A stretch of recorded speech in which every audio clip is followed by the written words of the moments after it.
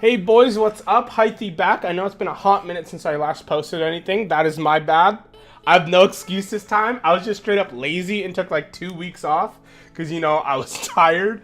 But, I'm getting back into things of, recording videos every day and streaming every day. So if you want to check that out, twitch.tv/Haithi, and then my Twitter and all my other stuff will be linked as well. Anyways, the video is going to be 3 really helpful tips to get you farther in ranked if you play mid, or to just excel your mid gameplay. Like, these tips work for ranked and comp. So here are 3 really helpful tips, and I hope you guys enjoy. Also, make sure to comment what you want to see. I know all 5 roles to a really high level, so if you want to see this style of video for like another role, hit me up. If you want to see like anything for any role or any certain mid lane, because I am a mid laner, that's what I specialize in. If you want to see a certain mid lane god guide or a certain mid lane god play-by-play, just comment it and I'll get to it. Alright, anyways, hope you boys enjoy.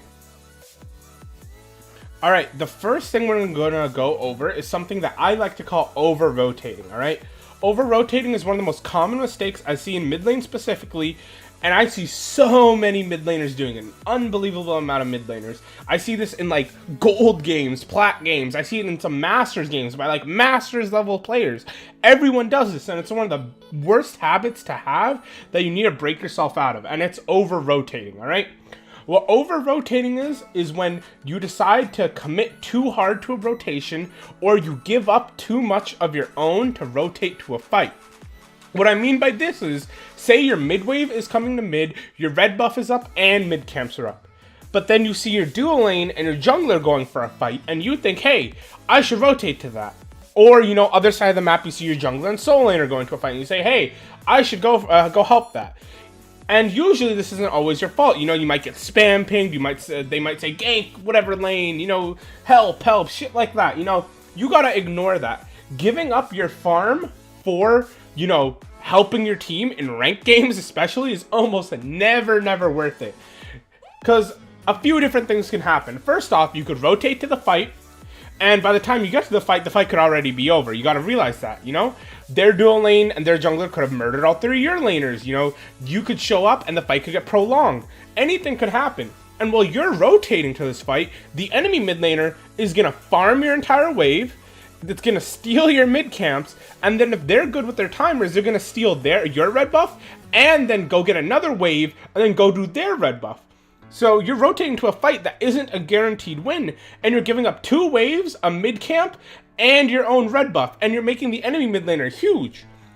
In high levels of play, in masters levels of play, if you're a mid laner and you go down 2 waves, a mid camp, and a red buff, the game is over for you. Like, you can't win anymore. Like, maybe your team can win, but like for you specifically, unless some team fights happen, the 1v1 is over for you. There's no way you're winning. The enemy mid laner is going to be too far ahead, alright?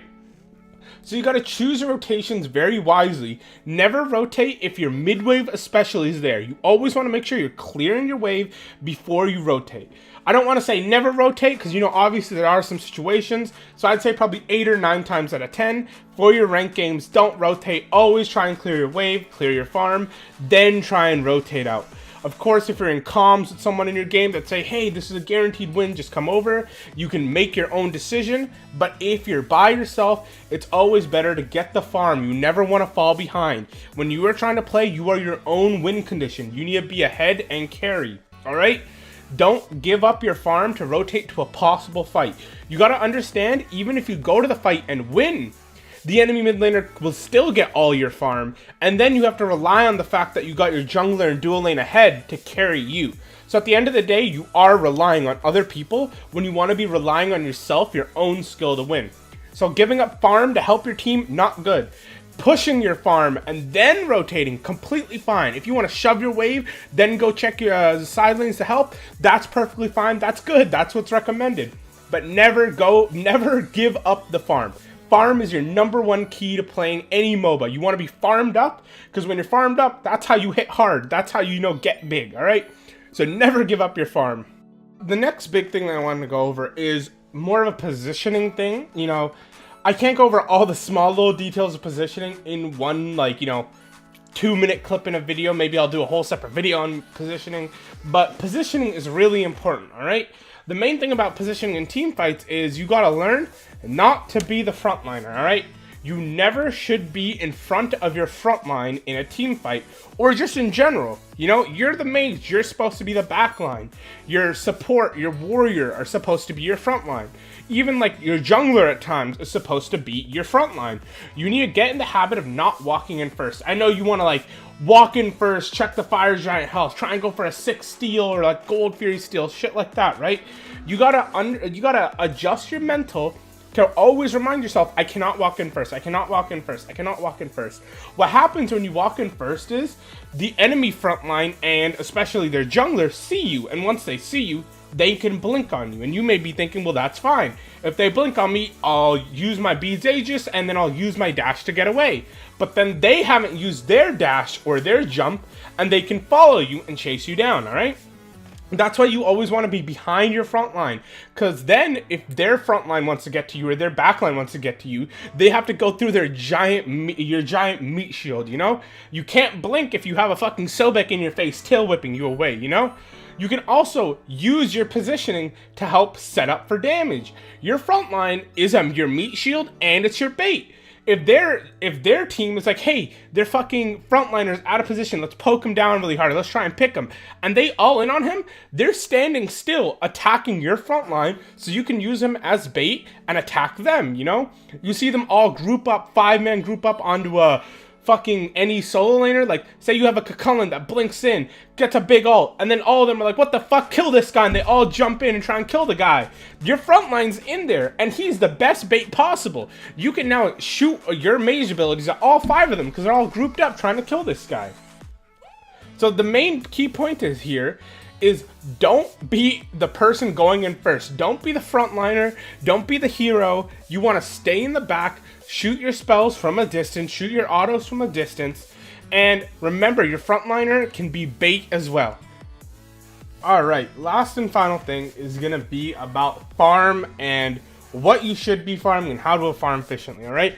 A lot of people think, oh, you're a mid laner, all you do is, you know, clear mid wave. Maybe get your small mid camps, clear mid wave.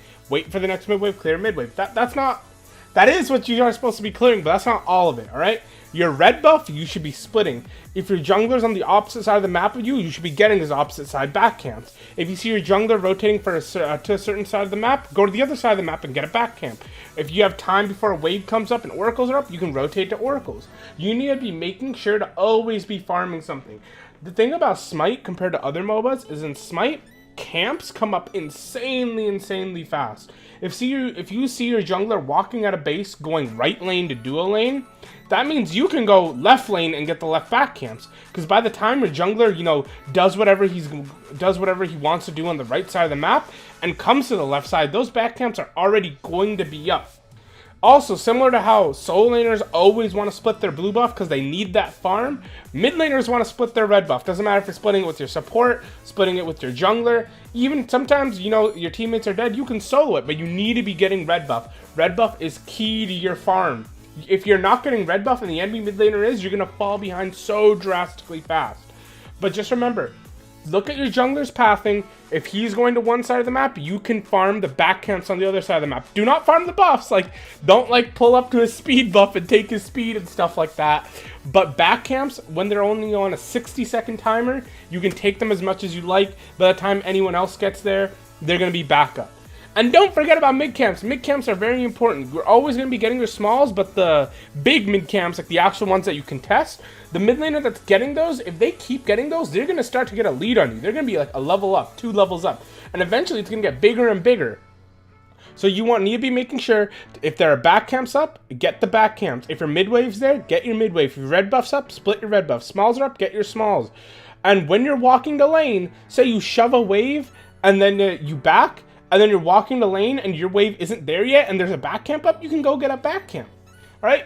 Never let your back camps be up. Someone should always be on them. As soon as your back camps spawn, they should always die for the best efficient farming. If your jungler starts flaming you, fuck that guy. He doesn't know what he's talking about. By the time your jungler gets there, they're always going to be back up, alright? Just make sure you keep up the efficient farming. Red buff is your farm. Back camps are half your farm. Mid wave is your farm, and mid camps are also your farm. Those 4 things should always be on your mind. Oracles, not as much, because, you know, They're pretty tanky, especially in the early mid game. You get fucked up by those. But if you're able to split those with your support, oracles are your farm as well. Just make sure you're getting those 5 things at all times. Very important. Alright guys, that was 3 advanced tips for mid. I hope you enjoyed. I hope you learned something. I hope you get better. If you want to see anything else, just leave a comment down below. Tell me. I'll try and get on it. Sorry for slacking on the videos lately. I'm going to get right back on it. And I'm going to get right back on the Twitch streams. If you want to check the description, my Twitch link should be in there if you want to watch. Anyways, hope you guys are having an amazing day. I love you. Fucking like, subscribe, all that shit. Goodbye.